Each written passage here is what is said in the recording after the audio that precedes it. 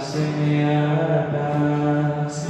Temos que levar amor para qualquer um, aonde for. O que tem feito, onde tem ido, por que caminhos tem seguido? Juventude espírita, vamos aprender que a vida não para enquanto estamos aqui, trabalhando sempre unidos, vamos todos servir, com a mão do Mestre amado, amparando a todos nós, divulgando o Evangelho, pegamos a voz. Juventude nunca estivemos sós.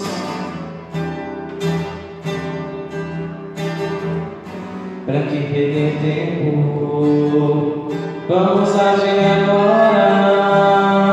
Somos trabalhadores da última hora. O que tem feito, onde tem ido, por que caminhos tem seguido?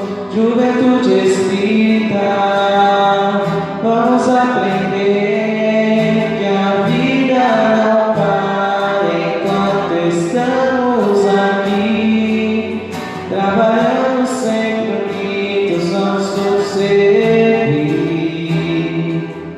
com a mão do Mestre amado, amparando a todos nós, divulgando o Evangelho, ergamos a voz. Juventude nunca estivemos sós. Juventude nunca estivemos sós. Nós iremos cantar mais uma música para então realizar a nossa prece, para a nossa palestra poder começar.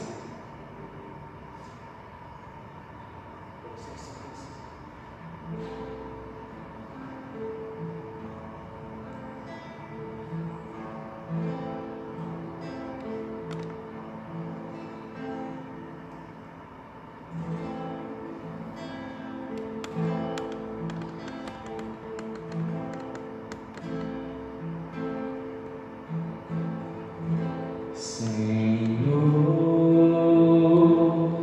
fazei instrumento de vossa paz. Onde houver ódio, que eu leve o amor. Onde houver ofensa, que eu leve o perdão. Onde houver discórdias, que eu leve a união. Onde houver dúvidas, que eu leve a fé. Onde houver erros, que eu leve a verdade. Onde houver desespero, que eu leve a esperança. Onde houver tristezas, que eu leve a alegria. Onde houver trevas, que eu leve a luz. Ó Mestre, fazei com eu procure mais consolar que ser consolado, compreender que ser compreendido, amar que ser amado, pois é dando que se recebe, é perdoando que se é perdoado, e é morrendo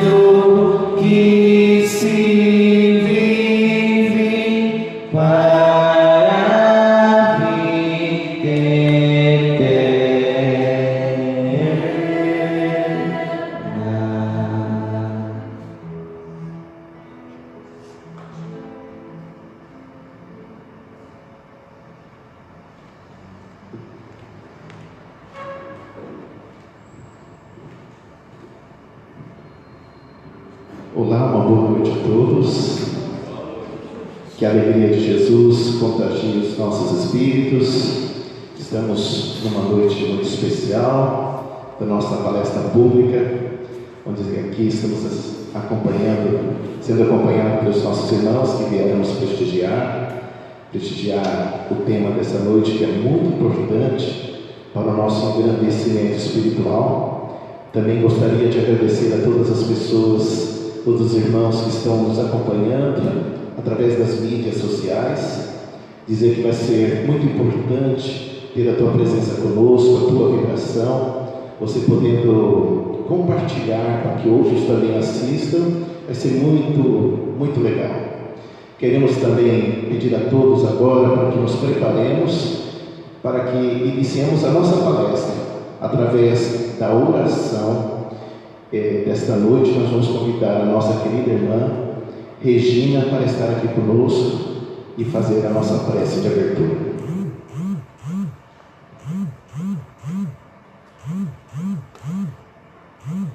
Boa noite a todos. Oremos. Fechemos os nossos olhos e elevemos a Jesus o nosso coração. Em agradecimento, Mestre amado, por mais um dia de vida e pela oportunidade de aqui podermos estar. Senhor Jesus, prepara-nos para a palestra de hoje. Prepara nossa mente para que possamos compreender. Prepara o nosso coração para que possamos abri-lo para o amor. E assim, Mestre querido, em teu nome, por teu amor, damos início à nossa palestra de hoje. Graças a Deus, que assim seja. E convidamos então a nossa irmã Lourdes, que vai proferir a nossa palestra de hoje. Boa noite. Que Jesus nos abençoe com sua luz.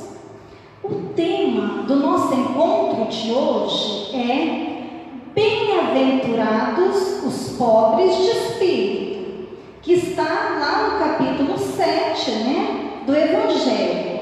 Hoje vamos aqui fazer a leitura de alguns tópicos, dos itens 11 e 12.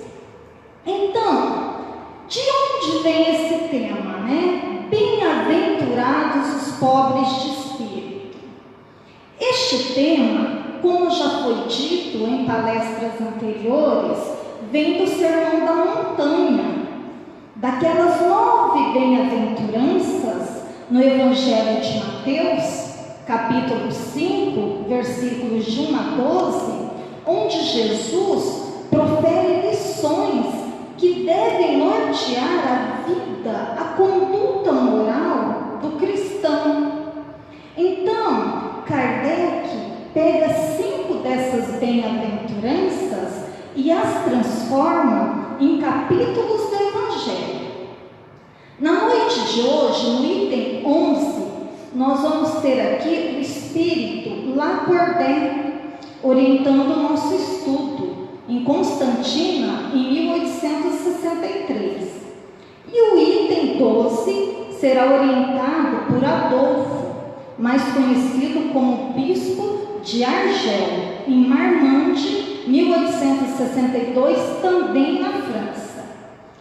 E assim, para o início do nosso estudo, a gente já começa aqui com um probleminha de linguística, porque quando dizemos bem-aventurados os pobres de espírito, de maneira geral, a gente não costuma pensar da maneira que Jesus se referiu. A gente sempre, com esses nossos hábitos, os nossos costumes, de atribuir as nossas conotações pessoais às expressões. E muitas vezes nos afastamos muito dos ensinamentos do nosso mestre. Podemos passar para o próximo slide. A humildade é virtude muito esquecida entre vós, Os grandes exemplos que dela nos foram dados são raramente seguidos. Sem humildade, enfeitai-vos de virtudes que não tendes, como se ostentasseis uma veste para esconder as deformidades. E a gente acaba se orgulhando disso como se isso nos pertencesse, como se fosse nosso, como se não pudesse ser tirado. A hora que aprouver a Deus, a gente pode perder tudo. Basta que um filho, uma mãe ou um pai, uma esposa ou um marido fique doente para a gente vender tudo para resolver. Outras vezes também a gente se orgulha por causa dos títulos que possuímos, que adquirimos, títulos universitários ou títulos de qualquer outra natureza. E a gente se esquece que não vamos levar esses títulos para o mundo espiritual, como é o exemplo de André Luiz em nosso lar. Então, meus irmãos, a gente precisa compreender, a questão dos títulos ou dos bens que adquirimos apenas como empréstimos do nosso Pai, para vivermos essa experiência na carne. A gente não pode se esquecer que o único bem que vamos levar para o nosso porvir são as virtudes que, porventura, nosso espírito vem a adquirir. Os bens materiais é só aqui na matéria, é só na terra. Então, precisamos pensar nos dois planos da vida. Pode passar. Essa imagem eu acho muito bonita. Eu gosto muito dessa imagem da Madre Teresa de Calcutá. E aqui diz: características do humilde. É generoso e caridoso, sem ostentação. Ou seja, o verdadeiro humilde, ele está ali para ajudar e pronto, acabou. Recompensa, aí já é outro assunto. O humilde de coração, ele tem vontade de realizar, ele tem vontade de fazer com que o trabalho a que ele se propôs aconteça. E para isso, ele não mede esforços, ele não precisa ser lisonjeado, ele não funciona à base de elogios. Ele quer apenas realizar a tarefa que lhe foi confiada e que ele precisa e deve auxiliar os seus semelhantes. É claro que muitas vezes o trabalho realizado pelo humilde é tão intenso e se torna tão grandioso que, consequentemente, o seu nome vai ser aliado à sua obra, como aconteceu com Chico Xavier, como aconteceu com a Madre Teresa de Calcutá, como aconteceu com a Irmã Dulce, e assim com vários outros trabalhadores do campo do bem. Esta imagem também me remete a uma passagem lá do livro Nosso Lar. Eu me lembrei daquela parte onde as fraternidades da luz, que regiam os destinos da América, resolvem homenagear a ministra Veneranda pelo seu 1 milhão de horas em serviços úteis, em benefício do próximo, nos dois planos. Resolveram prestar uma homenagem, porque só na coluna espiritual Nosso Lar, a ministra já se encontrava ali há 200 anos, trabalhando incessantemente. E o que aconteceu durante a homenagem? Qual foi o posicionamento da ministra? Ela apenas silenciou e chorou. E em seguida devolveu o troféu para os arquivos da cidade, dizendo que aquele troféu não pertencia a uma personalidade pessoal, mas sim a uma personalidade coletiva. E me emociona muito quando me lembro dessa passagem, porque essa é a verdadeira característica do pobre de espírito ao qual Jesus se referiu. Vamos para o próximo slide. Bom, já que o nosso tema é o orgulho e a humildade, vamos aqui falar mais um pouquinho sobre o orgulho. O orgulho é o terrível adversário da humildade. Se o Cristo prometia o reino dos céus aos mais pobres, é que os grandes da terra imaginam que os títulos e as riquezas são as recompensas dadas ao seu mérito, e que sua essência é mais pura que a do pobre. Bom, então, os ricos achavam que eram ricos porque foi Deus que quis assim. Os reis se diziam emissários de Deus na terra. E aí, por isso aquela questão da hierarquia, que a coroa passava de pai para filho, justamente para manter, para preservar aos olhos deles a família escolhida por Deus. E foi daí também que surgiu aquela história do sangue azul, né? Que os nobres tinham sangue azul. Mas a ciência já nos provou que não há a menor diferença entre o sangue de um rico e o sangue de um pobre.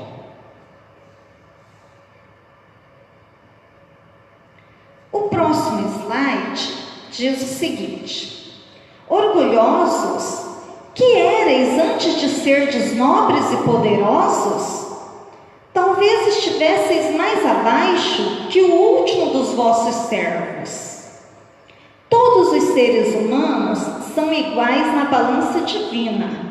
Só as virtudes os distinguem aos olhos de Deus. A caridade e a humildade são os títulos de nobreza dos escolhidos. Então, tem gente achando que a condição social de pobreza já vai levá-lo ao reino dos céus. Olha, lamento informar, mas não vai, tá? Está muito enganado. Esse humilde ou a pobreza de espírito que Jesus se referiu é a questão de desenvolver a virtude da humildade e não condição social pobre, digamos assim. Por quê? O que nós observamos nos nossos trabalhos na periferia, muitas vezes nos postos de assistência? Algumas vezes, que são bem poucas, tá? A gente se depara com alguns irmãozinhos de condição social muito pobre, mas que são assim, a luz do Espiritismo ainda não chegou até eles, está chegando, a nossa missão, né, levar essa luz. E algumas vezes a forma deles tratarem os seus semelhantes ainda é uma forma muito orgulhosa, muito arrogante. E também é verdade que a gente se depara com irmãos de condição social rica e que são cuidadosos, zelosos, né, ao se dirigir aos seus funcionários, aos seus semelhantes. Eles têm muito zelo, têm muito cuidado com as palavras. Então, a gente precisa esclarecer nessa noite ainda um conceito que está um pouquinho equivocado, que a gente percebe que alguns irmãos ainda confundem. Por que confundem? Porque foi um uso excessivo dessa expressão que acabou se cristalizando, que é atribuir a questão do orgulho igual à riqueza e humildade igual à pobreza. A humildade, meus irmãos, ela é uma virtude, é um estado de alma, é uma conquista do espírito, que depois de adquirida, não se perde mais. Então, muitas vezes eu me deparo comigo mesmo. Oh, meu Deus, me dê paciência. Ou eu queria ter mais paciência. Puxa, se está pedindo é sinal que ainda não tem. Ainda não conquistou essa virtude. Ainda vai ter que trabalhar muito mais para desenvolver essa virtude. Tá? Então a humildade, assim como a caridade, a resignação, o perdão, a renúncia, são virtudes. E essa é a pobreza ao qual Jesus se refere nesse capítulo do Evangelho. Aqui, de maneira bem simples, eu tentei colocar uma definição desses 3 vocábulos que norteiam todo o nosso estudo desta noite, que é o orgulho, a humildade e virtude. Então, orgulho, conceito elevado ou exagerado de si próprio, amor próprio demasiado, soberba. Gente, nesse conceito elevado ou exagerado de si próprio, isso tanto pode ser para mais ou para menos, tá? Tem gente que se anula o tempo todo só para não se comprometer com coisa nenhuma. Isto é o orgulho disfarçado de humildade. Não é a humildade. A humildade, ela é uma virtude que conduz o indivíduo à consciência das suas limitações. O humilde não se deixa lisonjear pelos elogios ou pela situação de destaque em que se encontre. Muitas vezes ele nem percebe que está ocupando esta posição de destaque. As outras pessoas é que o veem desta forma. Porque o humilde, o interesse, a vontade dele é apenas de realizar, de fazer o trabalho acontecer. Então ele não dá importância, ele não percebe se está sendo lisonjeado, se está sendo o centro das atenções ou não. Até porque ele não está ali para ser o centro das atenções. Ele está ali para aprender a trabalhar, para aprender a combater o próprio orgulho. Porque todos nós ainda somos orgulhosos e egoístas. E por isso que estamos aqui aprendendo. E a virtude, como foi dito anteriormente, é uma conquista do espírito, tá? Pode passar. Bom, ali tem uma imagem que nos faz uma indagação. Digamos assim, uma indagação íntima, né? Porque nos pergunta como podemos combater o orgulho. E aí, diante das leituras, diante do trabalho, a gente vai construindo algumas formas de combater o próprio orgulho. A gente pode começar a combater o orgulho estudando o Evangelho. A gente pode começar estudando o Evangelho, ler uma passagem, reflete sobre ela. A gente pode ler outras obras kardecianas. A gente pode ler os romances espíritas. A literatura espírita é muito vasta e muito rica. Temos várias obras de cunho moral que nos direcionam para realizarmos a nossa reforma íntima. porque a doutrina espírita não nos proíbe nada. Ela simplesmente nos instrui e deixa que o nosso livre-arbítrio decida. Claro que avisando-nos que a gente sempre sofrerá as consequências das nossas predileções. Então ela nos instrui. O Espírito de verdade, no Evangelho, nos diz: espíritas, amai-vos. Este é o primeiro ensinamento. Instruí-vos, este o segundo. Então, a gente precisa se amar, a gente precisa se respeitar, a gente precisa se aceitar, mas a gente também precisa se instruir. Porque é essa instrução, através dos estudos edificantes, que vão nos orientar, que a gente vai adquirir o esclarecimento e buscar as transformações necessárias em nós mesmos. Tem até uma canção espírita muito linda que fala que se você quiser mudar o mundo, a gente precisa começar por onde? Por nós mesmos. Então é esse estudo da doutrina espírita, é o estudo sistematizado, as palestras que vão nos auxiliar a ter esse conhecimento, ou seja, vão nos auxiliar o despertar de nossas consciências.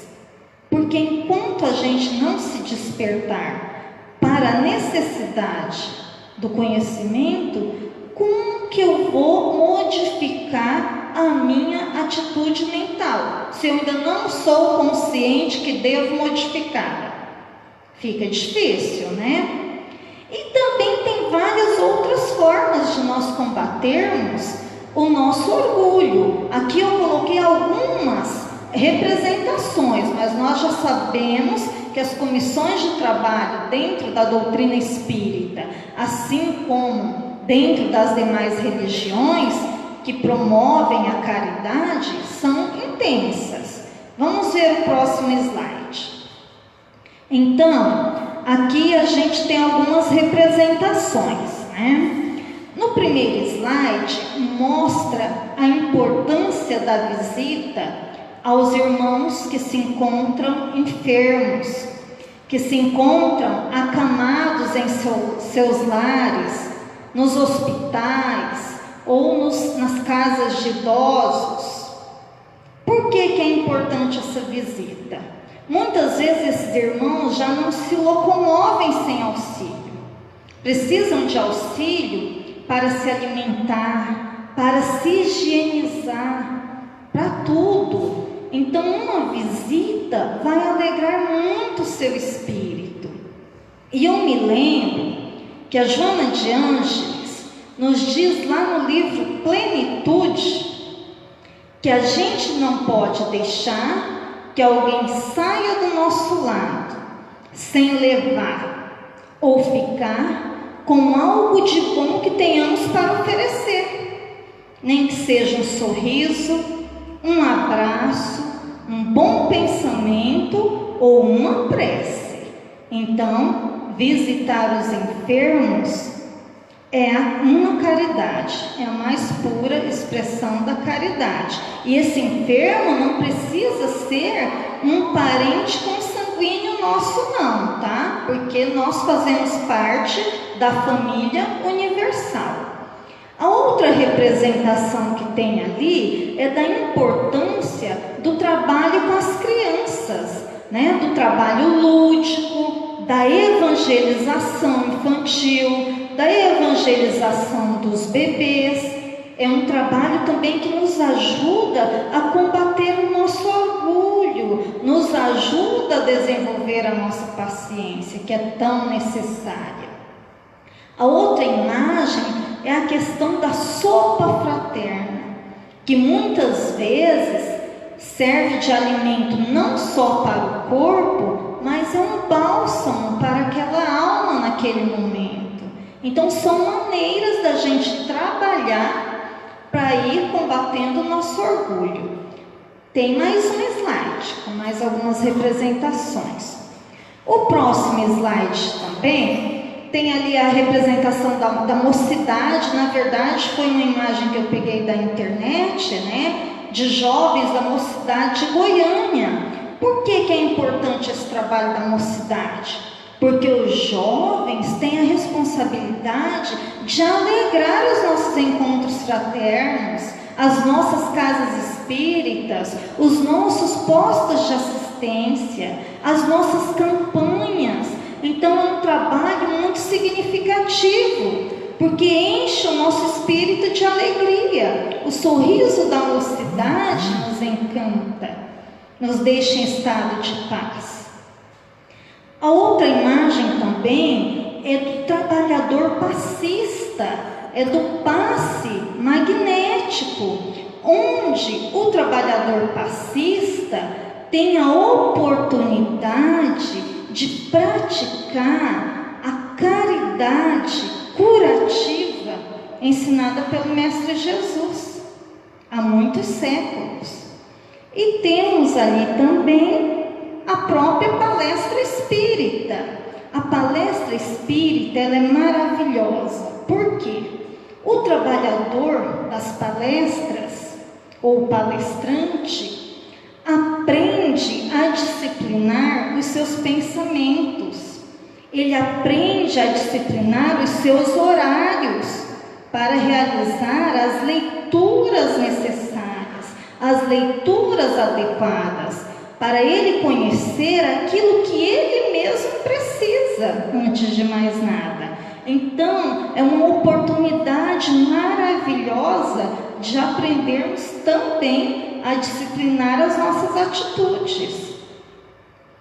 E uma imagem do nosso estudo sistematizado da doutrina espírita, que aqui na nossa Casa Espírita Nália Franco, em Campo Grande, Mato Grosso do Sul, acontece todos os sábados às 17 horas. Então, o estudo sistematizado vai também nos possibilitando o conhecimento do mundo espiritual e o conhecimento de nós mesmos. E todas essas são formas da gente aprender a combater o nosso orgulho. Tem várias outras comissões, né? Mas aqui eu citei apenas algumas. Aqui diz o seguinte: suportar com coragem as humilhações dos seres humanos é ser humilde e reconhecer que só Deus é grande e poderoso. Então, o que está falando em todo esse slide?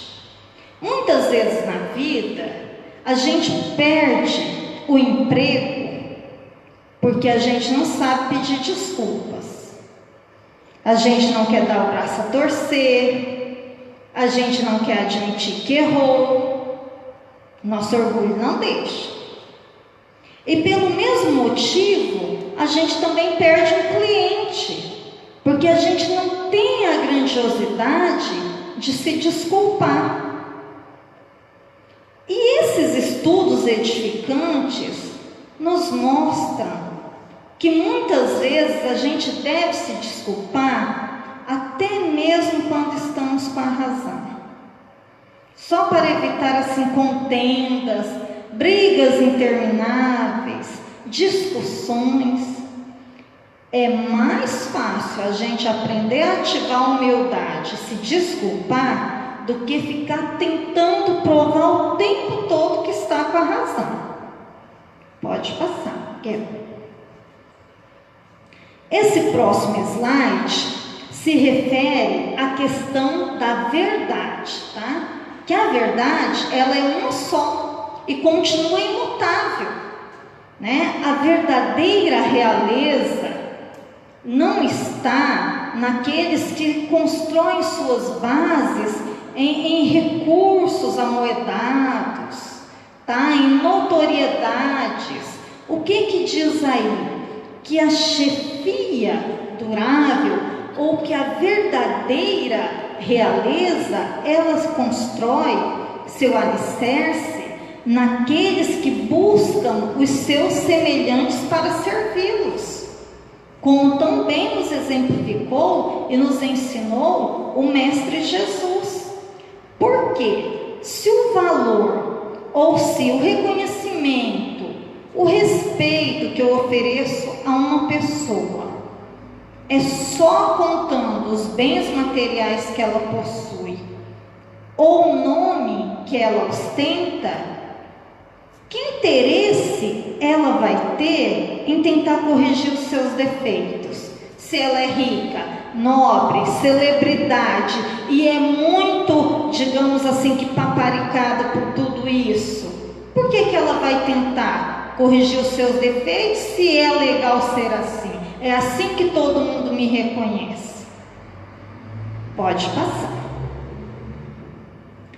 Humanos, por que vos queixais das calamidades que vós mesmos amontoastes sobre vossas cabeças? Menosprezastes a santa e divina moral do Cristo. Não vos admireis, pois, de que o cálice da iniquidade tenha transbordado por todos os lados.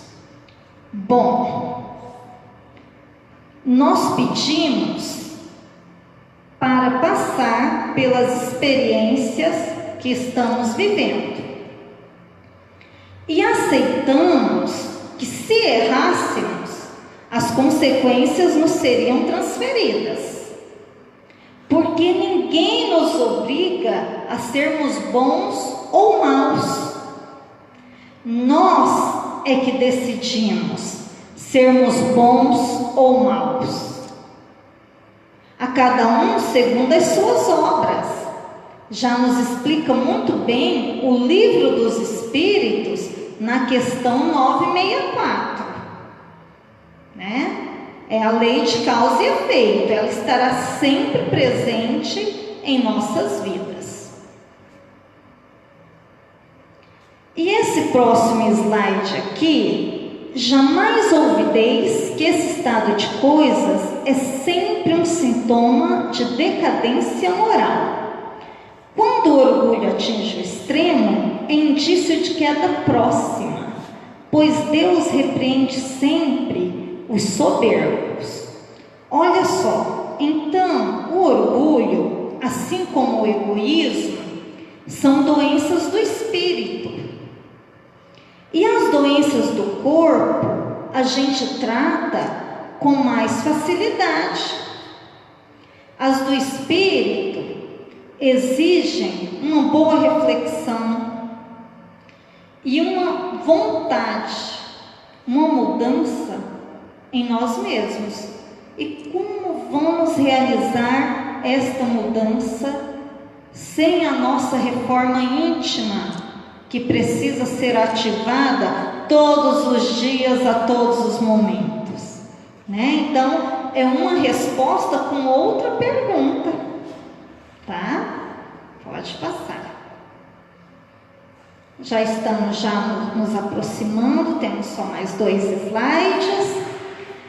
Paulo de Tarso disse-nos que não deveríamos nos conformar com este mundo, mas deveríamos transformá-lo pela renovação da nossa mente. Não está tal qual essas palavras, mas a gente vê na segunda parte do livro Paulo Estevão.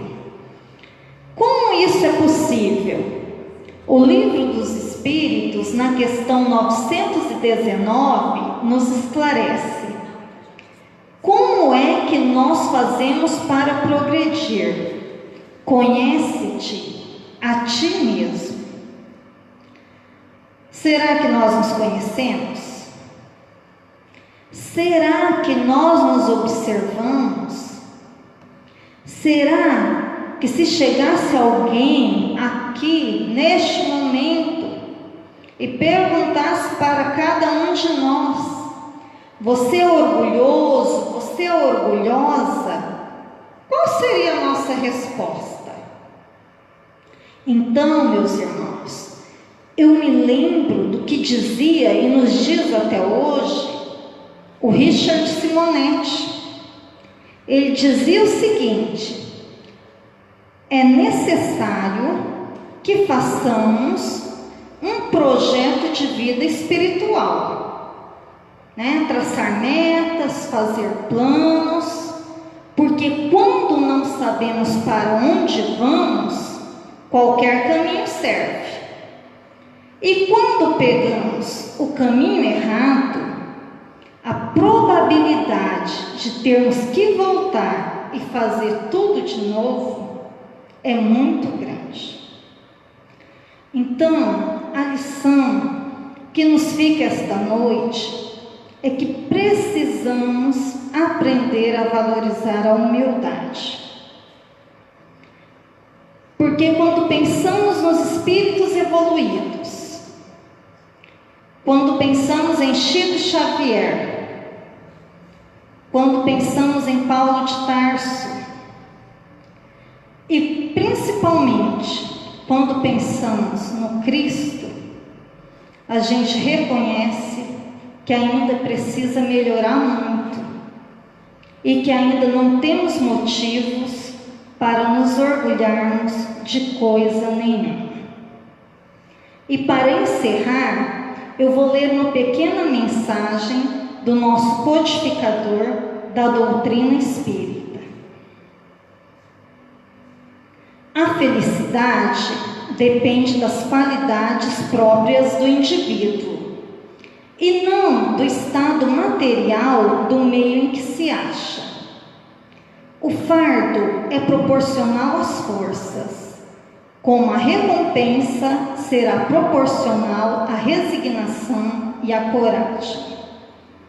Os homens semeiam na terra o que colherão na vida espiritual, os frutos da sua coragem ou da sua fraqueza. Fora da caridade não há salvação. Allan Kardec.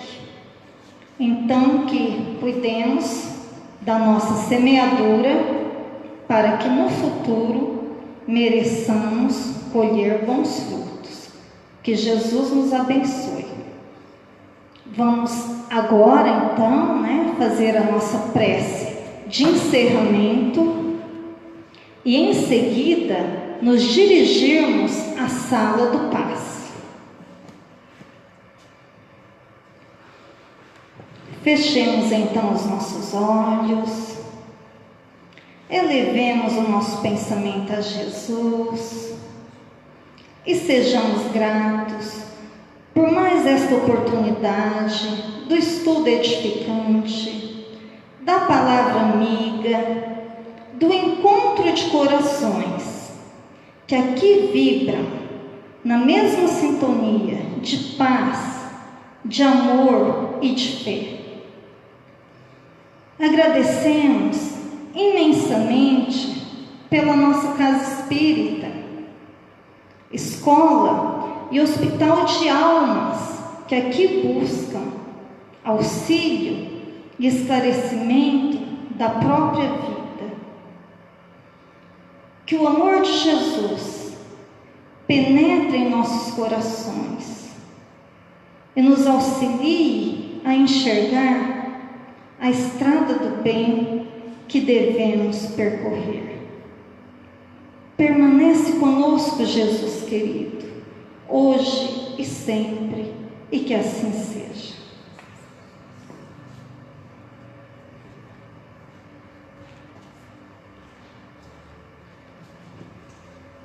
Bom, agradecemos a Lourdes pela excelente palestra dessa noite.